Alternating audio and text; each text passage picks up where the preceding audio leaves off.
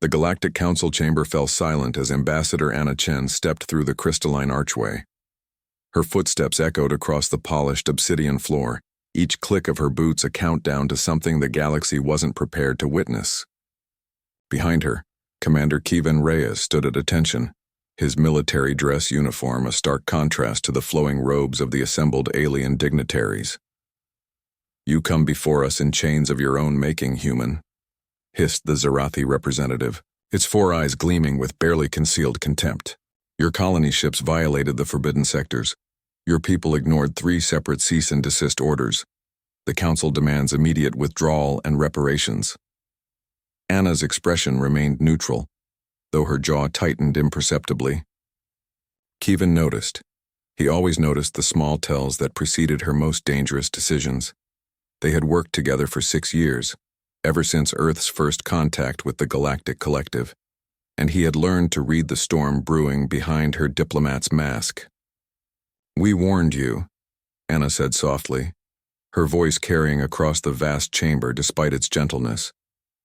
7 months ago, when you first threatened our colonies. 4 months ago, when your blockade began. 2 weeks ago, when you destroyed the medical frigate carrying supplies to New Harmony.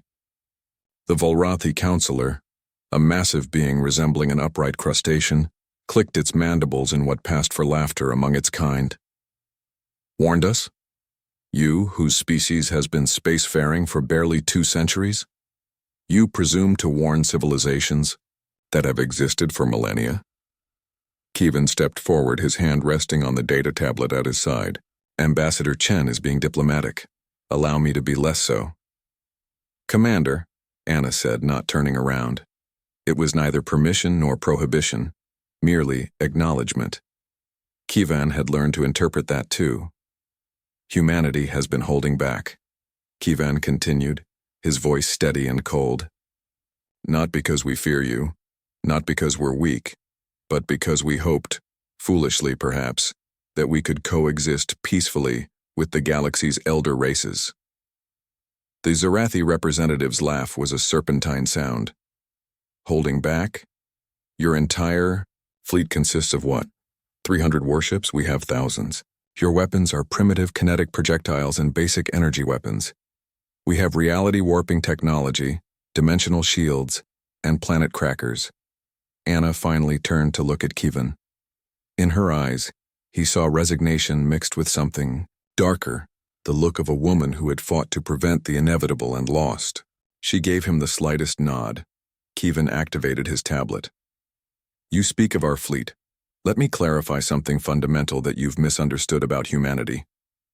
He swiped across the screen, and a holographic display materialized above the council floor. "Those 300 warships you've detected? They're not our military fleet. They're our diplomatic escort." Confused murmurs rippled through the assembled aliens. The Volrathi counselor leaned forward. "Explain yourself, human." "Earth has a population of 12 billion, Kevin said. "Our colonies add another 8 billion. For the past 2 centuries, since we first reached the stars, we've maintained a simple philosophy. Every human is a potential soldier, and every vessel is a potential weapon. We didn't build a military because we didn't separate our civilization into civilian and military populations. We made everyone capable of both." Anna took over, her voice gaining strength. "When we said we were holding back, we meant it literally. Every colony ship, every cargo hauler, every research vessel, every mining station, they're all equipped with military-grade capabilities. We built our entire space infrastructure on the principle that we would never again be vulnerable to extinction. Never again would we be caught unprepared." She gestured, and the hologram shifted, showing schematic after schematic of seemingly innocent vessels unfolding weapon systems, launching fighter craft, deploying shield grids that would make a battleship envious.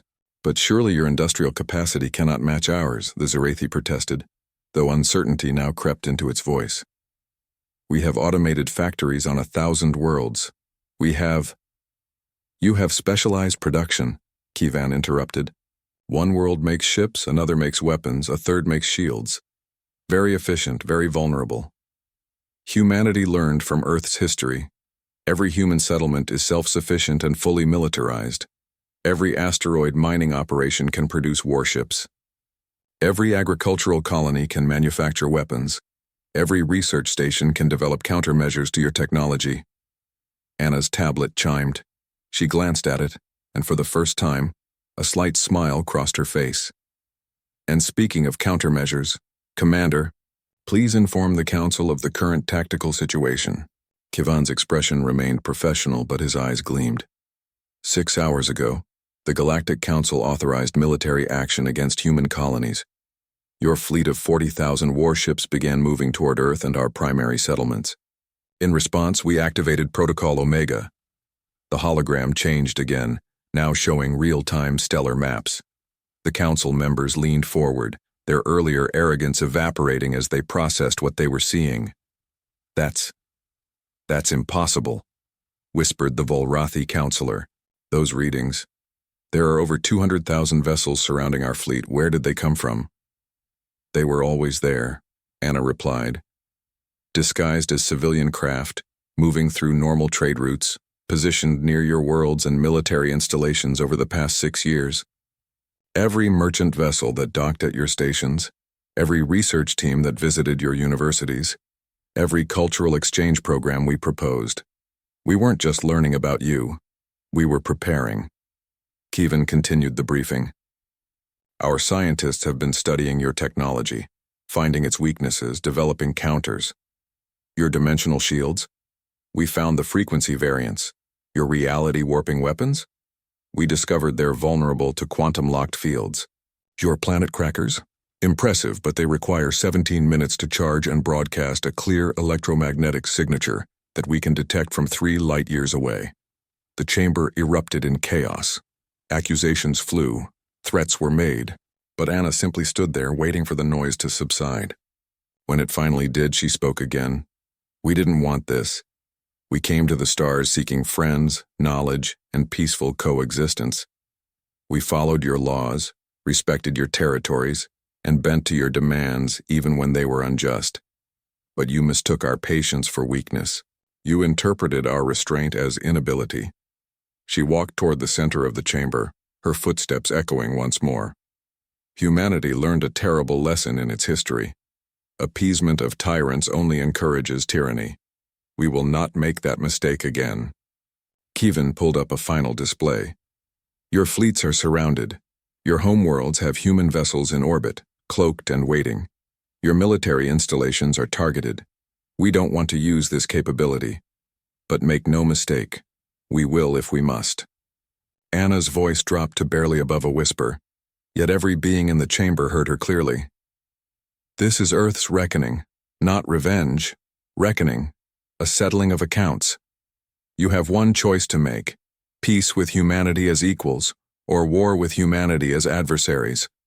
But understand this: if you choose war, you won't be fighting 300 diplomatic escorts. You'll be fighting 20 billion humans who have spent 2 centuries preparing for the possibility that the galaxy might not want us here. The silence that followed was absolute. The Zorathi representative's 4 eyes dulled. The Volrathi counselor's mandibles hung slack. Across the chamber, the galaxy's mightiest civilizations confronted a truth they had never considered. Sometimes the newcomers aren't weak. Sometimes they're just being polite. We await your decision, Anna said, turning to leave. Kivan fell into step beside her. As they walked through the crystalline archway, Kivan leaned close and whispered, Do you think they'll choose peace? Anna's expression was unreadable. I hope so, Commander. I truly hope so. Because if they don't, they're about to learn why humanity's favorite saying is hold my beer and watch this. Behind them, the Galactic Council began the most important deliberation in its 10,000-year history. Finally, understanding what humans had been trying to tell them all along, they were never the prey. They were always the predator, choosing to be peaceful. The galaxy had been warned. Now came the choice.